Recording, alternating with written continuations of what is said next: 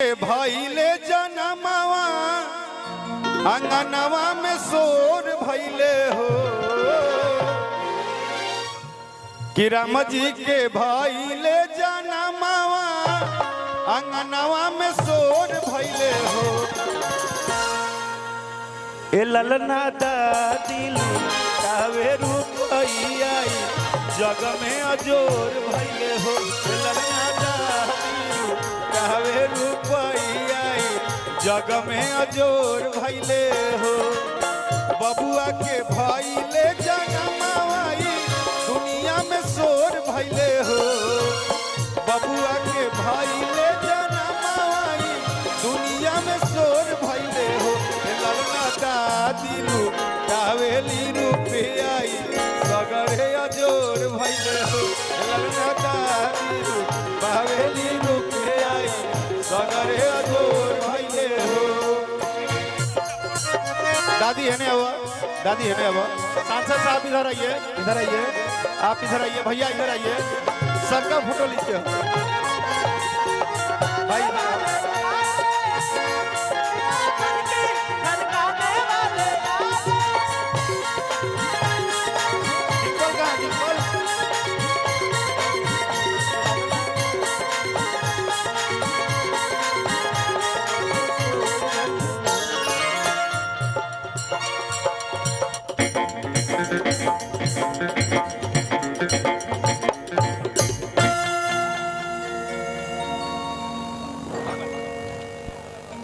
वाह भैया, ये लाइन बहुत अच्छा लगल है। जब आप बोले ना कि चल माई चल, आए है ये जो हक बानू माई वाला। ओह आई लव यू भैया, कितने प्यार से बोले हैं चल माई चल। बाप रे भाई, हमारे छोटे भाई जहाँ हो वहाँ आने। कौन कौन कौन? राजेश भैया मेरे छोटे भाई, आप ही आ जाइए। मेरे छोटे भाई, हाँ भैया के छोटे भाई जो आ जाइए प्लीज, आ जाइए भाई, आ जाइए प्लीज भाई। रिंकू भाई, रिंकू भैया, रिंकू भैया आइए। वाह, छोड़ा यार गीत गाओ नहीं, पहले पूरा परिवार तो आ जाए। आइए आप लोग। हाँ, अब आपके लिए एक लाइन। माँ जो आई थी, जो माँ आई थी आपकी, कि तू ही हमर जिंदगी जतन बाड़ू हो। कि धन बाड़ू ए माई धन बाड़ू, हमारा जिए के जतन बाड़ू हो। सोनाया चानी हीरा मोती तू ही नवोरे रतन बाड़ू हो। कितने प्यार से बोले चल माई चल माई। आइए भैया, आप दोनों आइए। चाचा जी प्रणाम। आए है, thank you so much, I love. आप पूरे परिवार को देख के लगता है ना, आए है ऐसा परिवार होना चाहिए बॉस। उड़ाइएगा क्या कि तू ही हमर जिंदगी जतन बाड़ू हो। और सब लोग अपनी माँ के लिए, दादी जे तू आई रहू तारा खाती सुना कि धन बाड़ू ए माई धन बाड़ू, हमर जिए के जतन बाड़ू हो। धन बाड़ू ए माई धन बाड़ू, हमर जिए के रतन बाड़ू हो। धन बाड़ू ए माई धन बाड़ू, हमर जिए के रतन बाड़ू हो।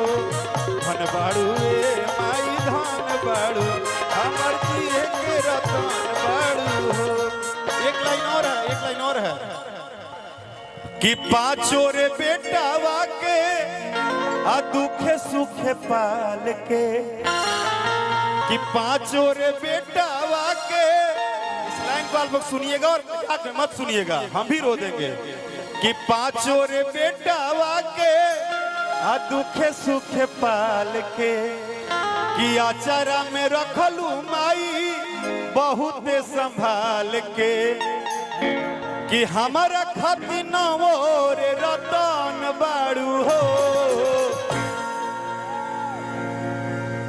बाप रे बाप, मुखिया जी आप इतना मम्मी से प्यार करते हैं, बाप हो बाप। कि हमारा खातिर नवोर रतन बाड़ू हो।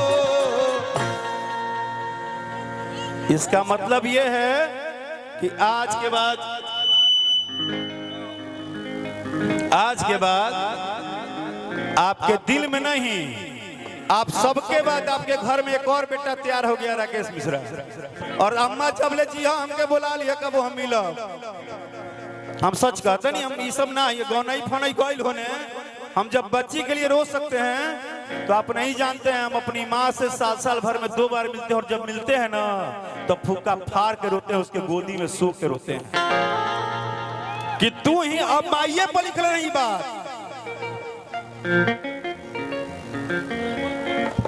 मुझे बैठा दादी कि 9 महीना में पाल के देलू तना दुलार,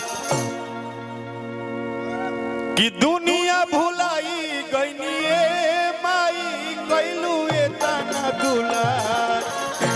ऐसे कैसे चल जाएंगे बॉस?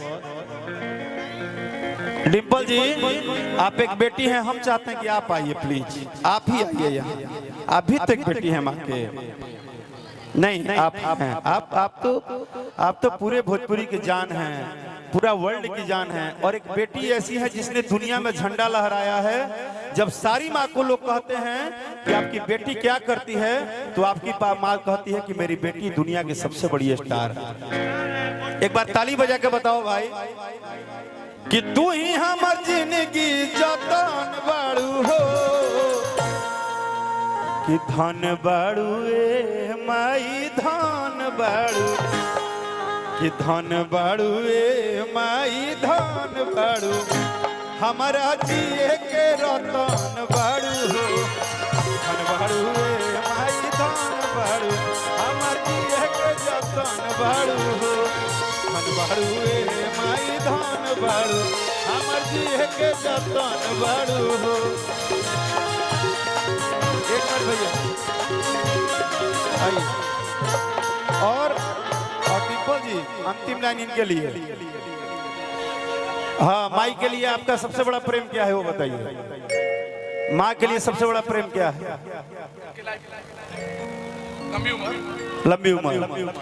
कि हमारो उमरिया ले लो माई तू तयाज हो, आ तोहरे कृपा बन बेटा रंगबाज हो।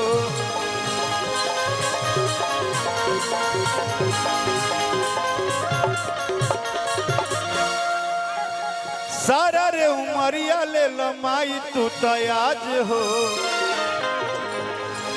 कि सारा रे उमरिया ले लो माई तू तयाज हो, आ तोहरे कृपा से बन बेटा रंगबाज हो।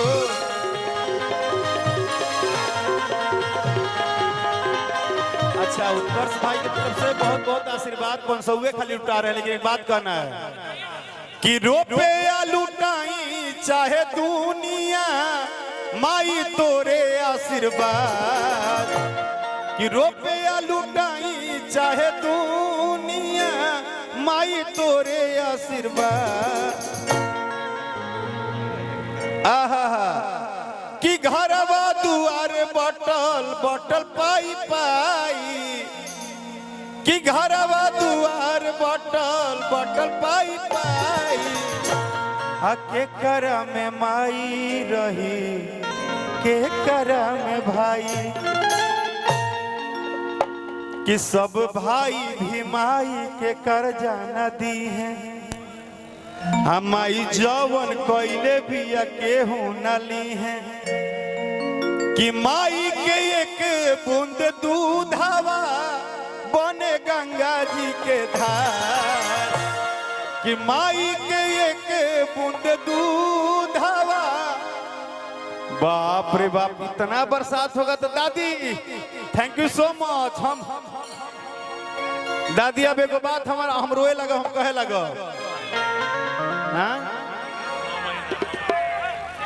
ना, एक बात हम अब भैया के लिए बोल रहे हैं कि 9 महीना में पाल के देलुए ताना दुलार, कि भले आज बेटा ताहर मुखिया बा, चाहे बने रंगदार। बाप रे बाप। हेलो अच्छा कौन है ये? अच्छा अच्छा हाँ अच्छा मेरा भाई है, बहुत स्मार्ट है, हीरो है, हीरो बनी।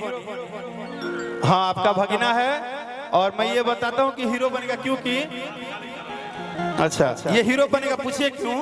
क्योंकि इसमें एक बात अच्छी है, मेरे से भी ज्यादा ये सुंदर है। अरे हम तो थोड़े गरीब घर से आए थे, हम नली गली से निकल के अपने गांव से आई रही। जब ये हमको हीरो बना सकते हैं तो ये दुनिया में किसी को हीरो बना सकते हैं। ये मेरे भगवान मेरे सामने खड़े हैं। मेरे भगवान आपको आई लव यू।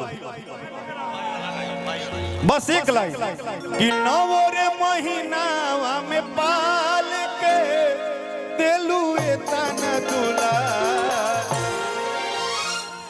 कि अचर ओढ़ाई के सुताई के कैलू बहुत तू प्यार कि तू ही हमर जिंदगी जतन बड़ू हो।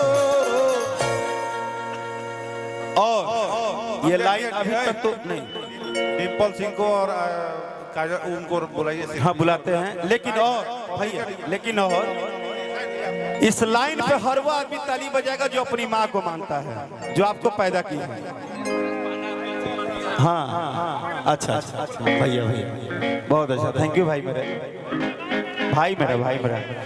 एक बार हम चाहते हैं कि सब लोग हाथ उठा लो, अगर नहीं उठाने तो कोई बात नहीं, अपनी अपनी माँ के लिए उठा लेना भाई, जो माँ ने पैदा किया है। और सब अपने लिए बोलो कि धन बाड़ू वे माई धन बाड़ू हमार जिए के रतन बाड़ू हो। धन बाड़ू वे माई धन बाड़ू धन बाड़ू वे माई धन बाड़ू जिए के रतन बाड़ू हो। धन बाड़ू वे माई धन बाड़ू हमके जिए के रतन बाड़ू हो। हम चाहते हैं कि ऋषु पांडे भाई जहां भी हैं आप एक बार मंच पे आ जाइए। हाँ और हम लोग उसके बाद शुरू करते हैं अपना काम।